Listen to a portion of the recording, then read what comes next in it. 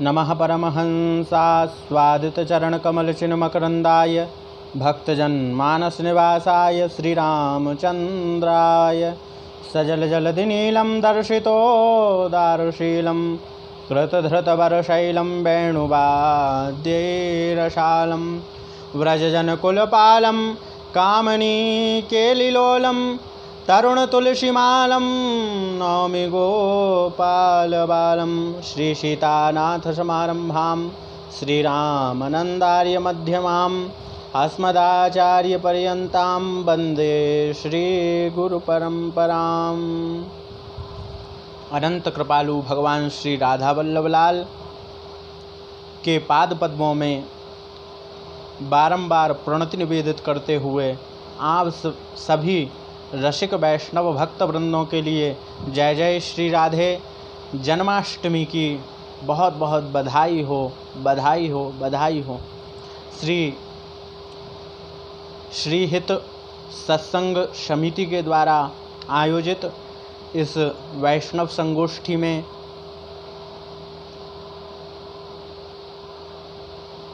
सभी वैष्णवों के लिए बहुत बहुत अभिवादन। श्री प्रवीण कृष्णदास ब्रजरज उपासक जी महाराज मामा जी के लिए बहुत बहुत अभिवादन, बहुत बहुत शुभकामनाएं। आप लोग कहेंगे कि ये मामा जी, हाँ, ये हमारे मामा जी ही हैं, चूँकि जानकी जी के श्री किशोरी जी के भैया हैं और राघवेंद्र सरकार हमारे इनके जीजाश्री हैं। इस रिश्ते से, इस नाते से, यही शाश्वत नाता है। वास्तव में शाश्वत लौकिक रिश्ते तो सब लौकिक हैं, पर ये अलौकिक रिश्ता है। इसी रिश्ते से ये हमारे मामा जी हैं और हम इनके भांजे हैं, लक्ष्मी निधि जी के प्रतिनिधि हैं ये। तो कृष्ण जन्माष्टमी की पुनः सभी के लिए बहुत बहुत बधाई। देखिए,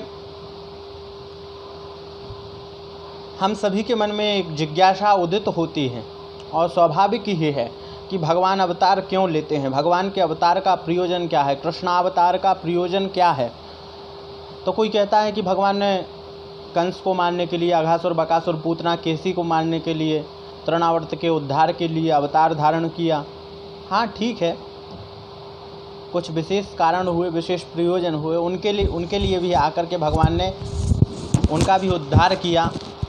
और भगवान के अवतार के हेतु अनेक होते हैं, अनेक प्रयोजन हैं। तो भगवान ने इन असुरों का भी उद्धार आकर के किया है, परंतु जो हमें दृष्टिगोचर हो रहा है, हमारा जैसा भाव है, उसके अनुसार तो ना भगवान किसी को मारने के लिए अवतार लेते हैं, ना किसी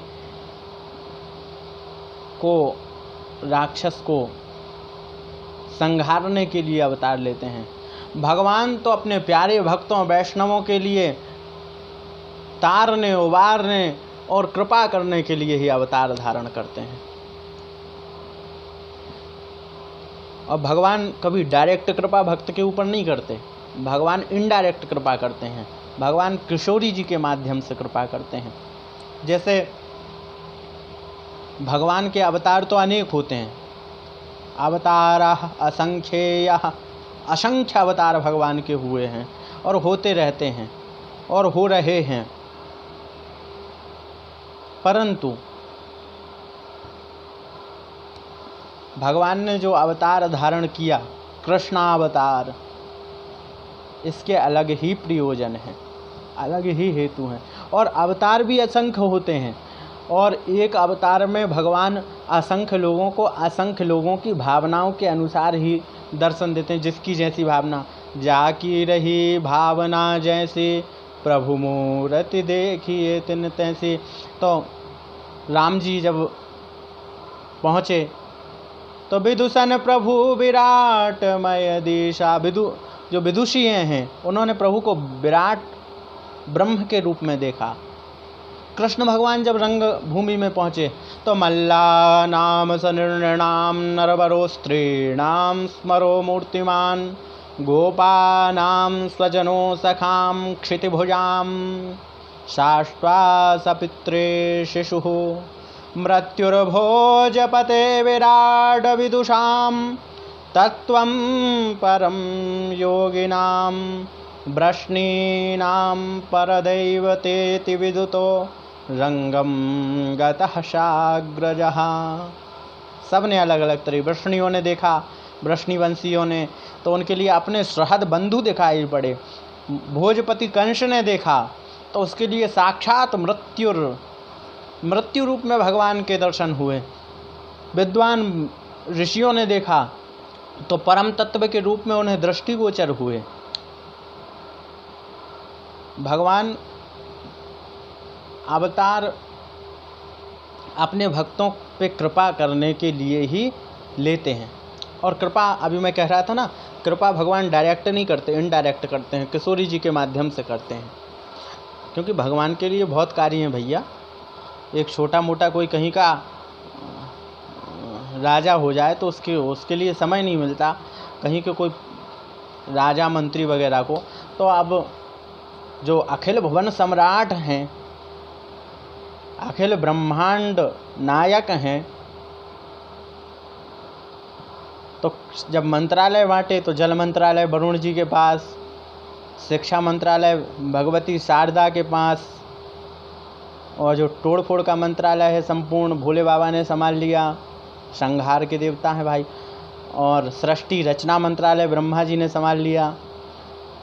अब रहा कृपा मंत्रालय, तो वो कहा किशोरी जी ने भैया ये हम संभालेंगे, तो किशोरी जी ने वो संभाल लिया। अब भगवान करते क्या हैं, अवतार क्यों लेते हैं, विषय पर ही चल रहा हूँ। भगवान अवतार कृपा के लिए लेते हैं, अपनी लीलाओं के विस्तार के लिए धारण करते हैं। तो जब ठाकुर जी ने अवतार लिया और अवतार लेकर लीलाओं का विस्तार किया और कृपा के लिए संजोते गए और अब राधिका जी के पास, किशोरी जी के पास जमा करते गए। राधिका जी भगवान की कृपा संजो कर अपने पास जमा करती रहती हैं। जैसे एक सेठ है और महाराज खूब धनवान सेठ, अमूल्य निधियाँ, मोती माणक, हीरे जवाहरात, नीलमणि, वैदुर्यमणि, स्फटिक मणियों के ढेर स्वर्ण रजत के भार लाकर अपनी सेठानी के पास जमा करता रहता है। महाराज सेठानी भी उसके लिए अपने पास रखती रहती है। महाराज एक दिन भंडार भर जाता है, सेठानी का पूरा घर भर जाता है और उस धन के लिए सेठानी जमा करती जाती है, रखती जाती है। एक दिन सेठ विदेश चले जाते हैं और सेठानी जी उनके विरह में बावली हो जाती हैं महाराज, और संपूर्ण धन अपनी दया की, अपनी अट्टालिका के ऊपर चढ़कर संपूर्ण हीरे मोती माणिक, नीलमणि, वैदुर्य मणि, स्फटिक मणि, स्वर्ण रजत आदि लुटाने लगती हैं। हल्ला हो जाता है महाराज, सेठानी जी तो बावरी है गई और संपूर्ण धन धान्य लुटाने लगी है। महाराज सेठानी जब इस प्रकार से संपूर्ण धन धान्य लुटाने लगती है अपने, तो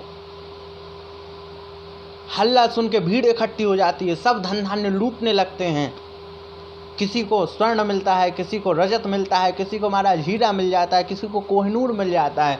इसी प्रकार भगवान कृष्ण ने संपूर्ण धन, अपना संपूर्ण कृपा का धन किशोरी जी के पास रख दिया है। और जब अवतार के समय भगवान अवतार धारण करते हैं, अवतार कृपा करने के लिए धारण करते हैं, और भगवान कृष्ण के वियोग में श्री किशोरी जी, श्री प्रियाजू जब कृष्ण वियोग में आतुर होती हैं, वियोग संतप्त होती हैं, तो उस समय अपनी दया की अट्टालिका के ऊपर चढ़कर किशोरी जी अपने दोनों हाथ भर के स्वर्ण रजत माणिक्य की जगह कृष्ण प्रेम रूपी कृपा ही अपनी रसिक वैष्णव भक्तों के ऊपर बरसाने लगती हैं। सतगुरु भी हाथ पकड़ के शिष्य को ले आते हैं, हल्ला कर देते हैं कि प्रिया जी बावरी हो गई हैं, कृष्ण प्रेम को लुटा रही हैं, और सभी वैष्णव रसिक वृंद आ जाते हैं और किशोरी जी अपने दोनों हाथों से कृष्ण कृपा का प्रसाद लुटाने लगती हैं। तो ठाकुर अवतार क्यों लेते हैं? श्री किशोरी जी के लिए लेते हैं, और किशोरी जी अपने भक्तों के लिए।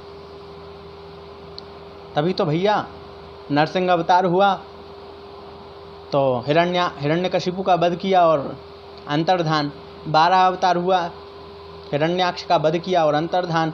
तो ठाकुर जी ने अवतार धारण किया, अवतार लेकर आए और क्या कर रहे हैं, कंस का वध किया और अंतर्धान नहीं, कंस का वध तो बहुत बाद में किया। पहले ठाकुर जी बैठ्यो पलोटत राधिका पायन, राधिका जी के चरणों का चापन कर रहे हैं।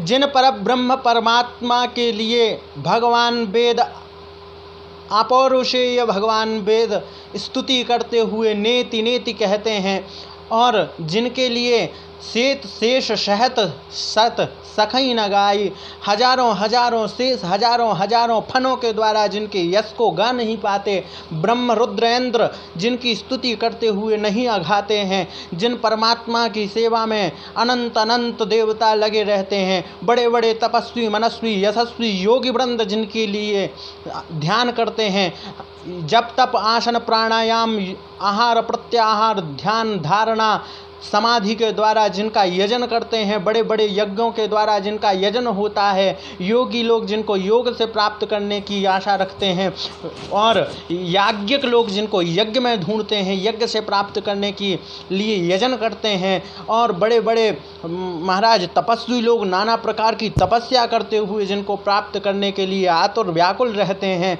वही परब्रह्म परमात्मा उनके ध्यान में तक नहीं आते, उनके लिए अपनी थोड़ी सी छटा तक नहीं दिखाते। वे परब्रह्म परमात्मा ब्रज में अवतार लेकर अपने हाथों से आभूषणों का पुष्प चुनते हैं, और पुष्पों के लिए चुनकर आभूषणों का निर्माण करते हैं, और महाराज किशोरी जी के लिए चरणों के लिए नूपुर का निर्माण करते हैं, कमर के लिए करधन का निर्माण करते हैं, महाराज हाथों के लिए कंगन और बाजूबंदों का पुष्पों से निर्माण करते हैं, गले के लिए सुंदर हार का निर्माण करते हैं, सिर के लिए सुंदर, मस्तक के लिए बैंदी का निर्माण करते हैं, मकराकृत कर्ण फूलों का निर्माण करते हैं, और बैनी में लगाने के लिए गजरे का निर्माण करते हैं, और निर्माण करने के पश्चात धीरे धीरे किशोरी का श्रृंगार करते हैं, और बैनी गूंथ कर केस उनके संवारते हैं और केसों में गजरा लगाते हैं। इसलिए भगवान का नाम केस संवारते संवारते केशव पड़ जाता है। वही तो केशव देव हैं, वही तो कृष्ण हैं, और यही तो कृष्ण अवतार का मूल प्रयोजन है।